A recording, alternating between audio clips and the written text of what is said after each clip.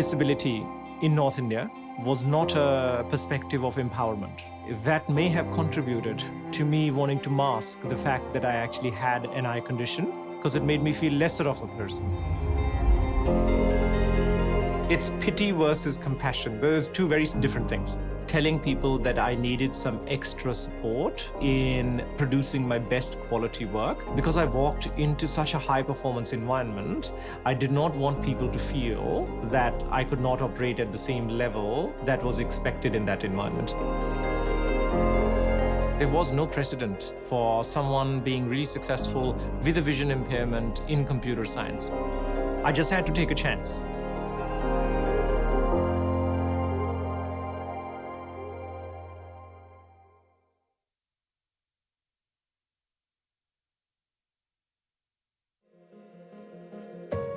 Role models and precedences of someone being successful in a certain craft or trade is essential to someone gaining the confidence to bet their career on a specific direction.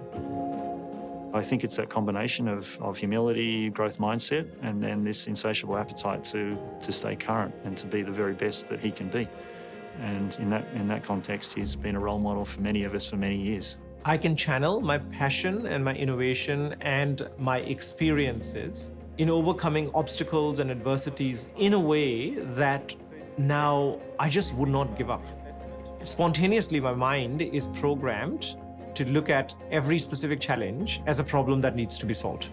Kenny has definitely worked very hard, and there's nothing that he feels cannot be done. Yeah, he's the soul of the family. He's very helpful to everyone. The work that he leads contributes very directly to the business outcomes, not just projects, but the outcomes for large partners. And so this is an important area of our business, and Kenny is a very senior leader inside that part of the business. I was born in India in 1979, in North India, in fact.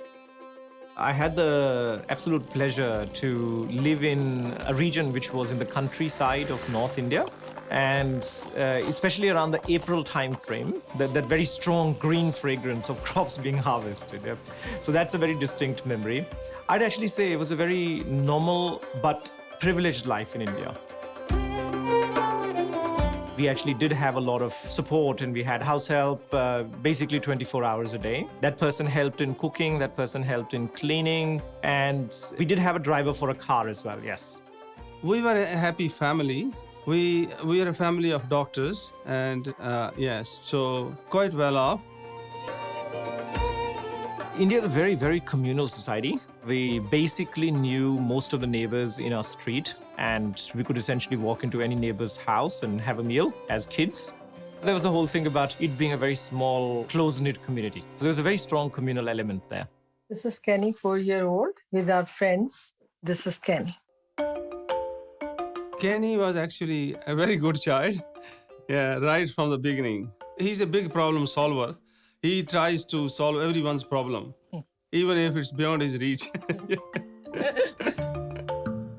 So I just saw the impact that doctors could potentially have on the world around them, and I was absolutely fascinated by it. And that's exactly why I wanted to be a doctor. Going to school was something I really, really used to look forward to. I was quite academically inclined from a very early age. I think that was also because there was a lot of focus on education and academia in my family circle. If you look at STEM, so science, technology, engineering, mathematics, that was my sweet spot. So I'd actually say that the STEM subjects really motivated me as well. Kenny was in one of the best schools, and he did very well. So he always stood first in the class. That was actually a tradition in my family. Everyone stood first in the class. So Dad was actively looking for a couple of years for a place overseas to migrate to. They'd be moving to a country where it would probably be a lot better for their children. We were confident that if we go abroad, then yeah, they can achieve their potential. That was the main aim, yeah. And after doing all the research and having lots of conversations with people, friends and family who'd settled overseas in Canada and Australia and New Zealand, they zoomed in on New Zealand specifically. My initial impressions of New Zealand was that it was probably one of the most beautiful places I've seen in my life. I had never seen a beach before moving to New Zealand because North India is a landlocked state. The people in New Zealand, they're extremely friendly, extremely forthcoming, extremely welcoming. Nevertheless, because of the entire lives that my family had spent in India, it was really, really difficult for them to get adjusted. I think the whole family felt quite isolated, quite uprooted, and careers disrupted. So there was a very strong sense of being out of place in New Zealand. New Zealand was very hard for me. There was no social gathering, no friends. There was no home help. But the main problem was job. Job. There the was no main job. problem. It was challenging, very challenging. Yeah. It was in my latter parts of school in New Zealand that my eye condition got diagnosed. The symptoms were quite obvious. I began to bump into things and so on and so forth. So we went and saw an eye specialist. I got diagnosed with an eye condition called retinitis pigmentosa. I always saw myself as someone who wanted to be or who was going to be a doctor in life, and that's how I sort of defined myself. So I actually had to completely recalibrate and recreate who I really was in my own head. I was really struggling mentally because there was just a very significant alteration of the course of my life. So it was a very difficult time because there were financial constraints, there were, mental health issues in my own head about not being comfortable with my new reality and denying the new reality. So there was a complete compounding of a lot of things. There were times where I actually felt, right, I just need to end this pain. I actually had to go see a counselor regularly because I just wasn't doing very well. The friends and family circle was very supportive. So I think that actually sort of helped me push on and recalibrate things.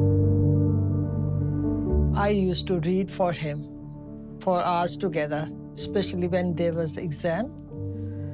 So up to 2 o'clock at night, I would read for him because he wanted to learn thoroughly everything. I've always been a very curious soul right from childhood. And when I got diagnosed with this eye condition, I had a little door shut because my access to information significantly reduced. I got a laptop from the New Zealand education system. I got taught how to use screen readers and magnifiers. So instead of your eyes reading what's on your computer screen, this very sophisticated program reads everything out to you. I can even script my screen reader to do some very, very unique and powerful things and present information to me in the way that I can consume it the best. I could read faster than what I was actually able to do when I was fully sighted. That really changed his life. And then he started doing his work independently. He could read, listen, and type also his assignments. Then there was no problem for him. It really opened up a world of social connection, of new information, learning, and the internet World Wide Web itself. It actually gave me the information that I needed to recalibrate the identity in my head.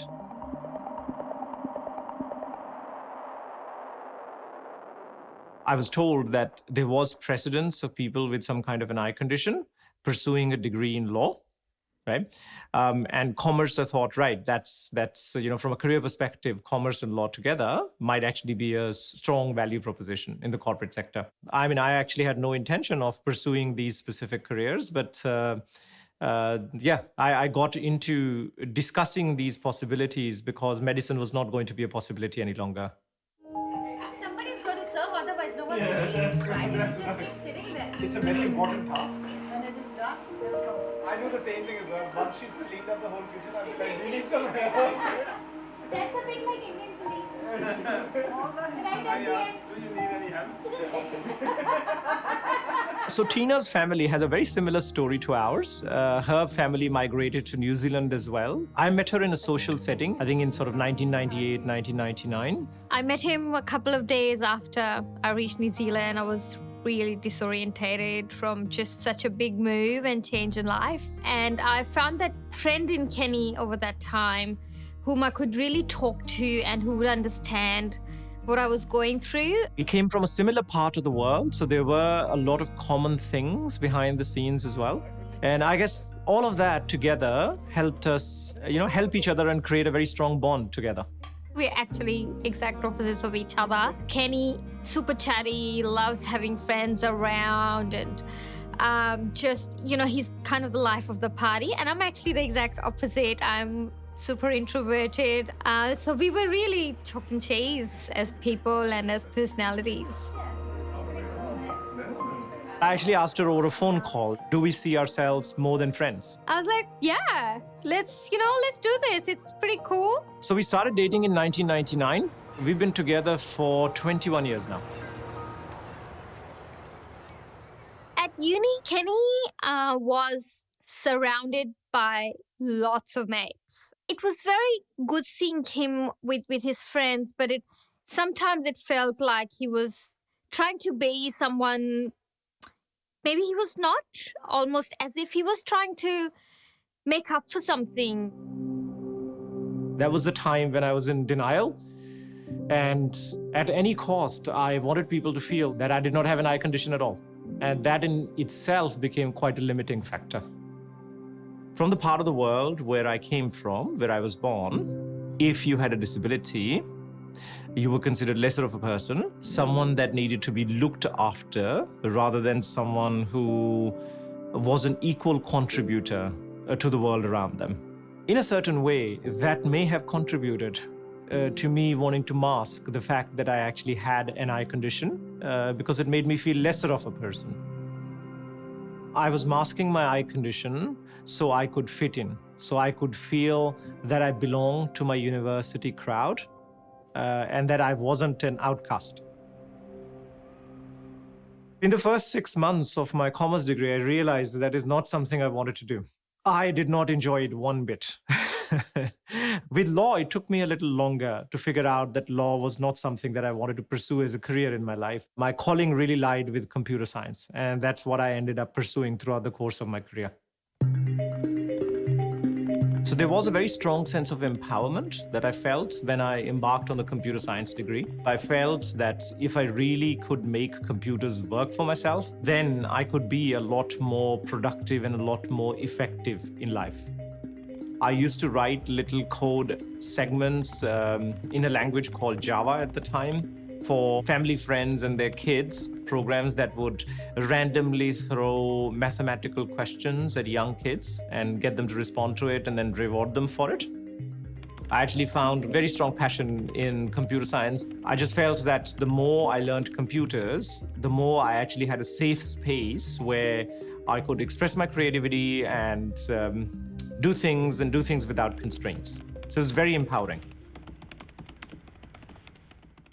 So I was at that time in my life where I really wanted to get a job because I really wanted to get together with Tina and get married to her. We had been going out for good 4 or 5 years. At that point, your parents do say, what are your plans? We came from 2 immigrant Indian families. Living together without getting married was not an option. 1 year before I was meant to graduate, I moved to Australia and I made the decision to pursue a career rather than invest another year studying. There were just so many more career opportunities and resources available in Australia for me to be successful at. And that's how I moved to Australia first in about 2004.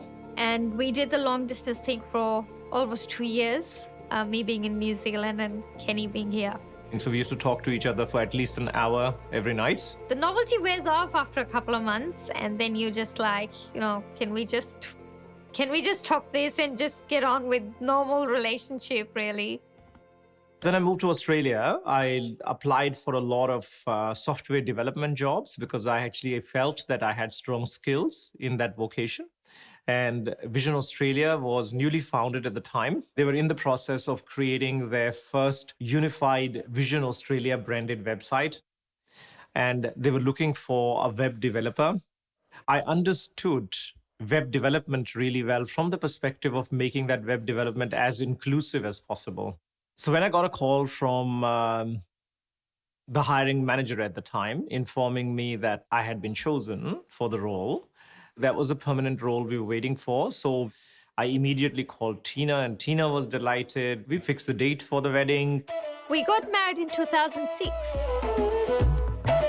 It was a relatively small-scale wedding by Indian standards, I might say. That's how we wanted it. We just wanted intimate friends and family with us.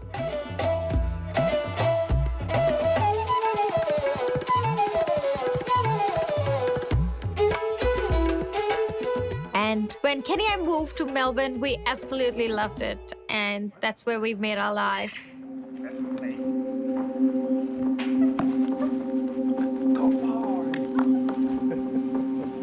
So Vision Australia had a very inclusive culture. All the equipment being labeled with tags that were accessible to people with different cognitive needs. Assistive technology, for example, screen readers and magnifiers, making everyone feel that they could do their best work with the support systems that they actually needed. There wasn't any hiding of my eye condition. Vision Australia. I actually felt quite empowered.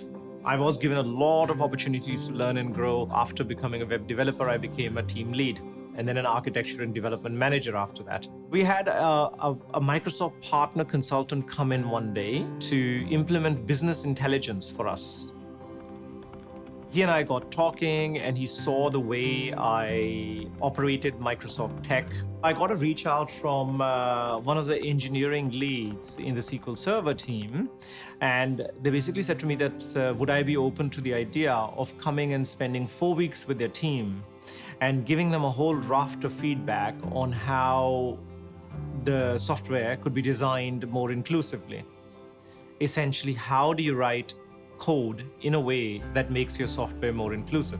So the first time I went to the Microsoft Redmond campus in Seattle, it was just absolutely incredible, and I just saw the work the people did there and the impact that they were having in the world.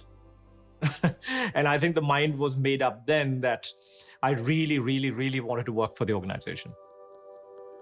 There was a job advertised of a SharePoint consultant in Microsoft Consulting Services.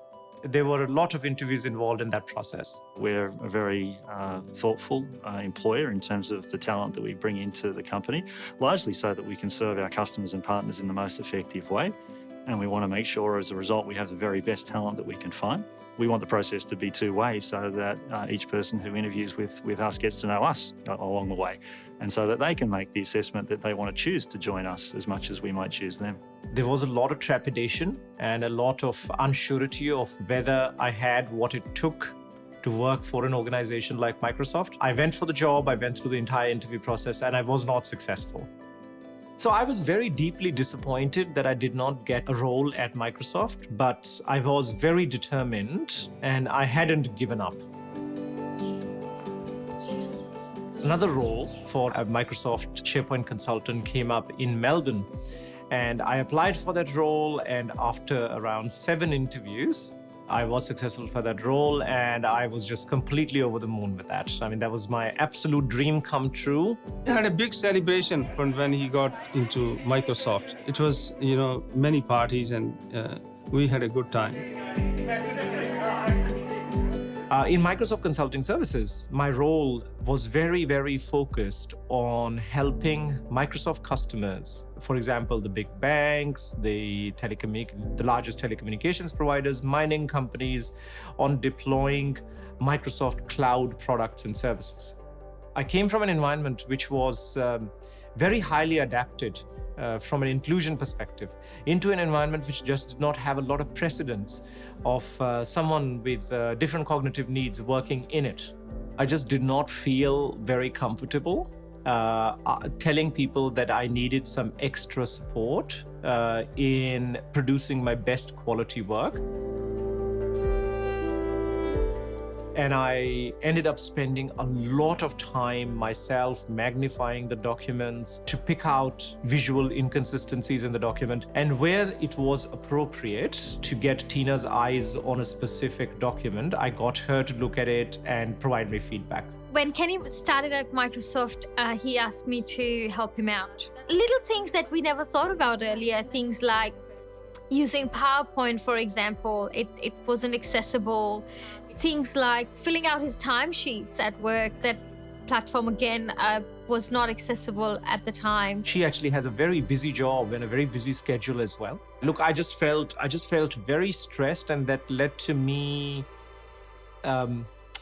falling to food for soothing. I did not have any motivation for exercising. It actually led me to gaining a lot of weight and my vital statistics not doing very well at all.